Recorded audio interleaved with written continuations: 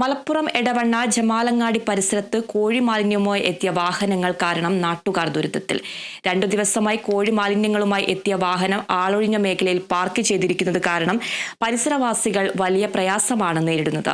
വാഹനം മാറ്റാൻ നാട്ടുകാർ ആവശ്യപ്പെട്ടെങ്കിലും ബന്ധപ്പെട്ടവർ ഇതുവരെയും നടപടി സ്വീകരിച്ചിട്ടില്ല.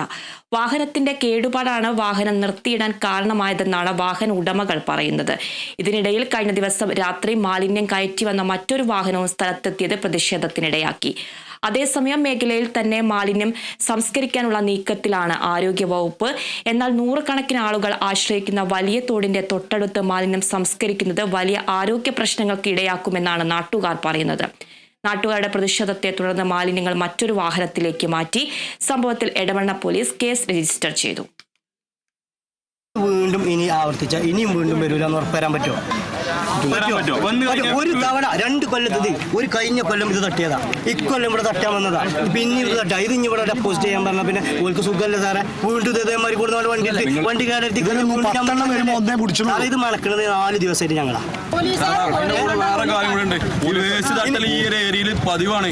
4 പ്രാവശ്യം ഞങ്ങൾ കക്കൂസ് മാലിന്യം കൊടുത്ത് തട്ടുന്നത് ഡയറക്റ്റ് പിടിച്ചിക്കണ്.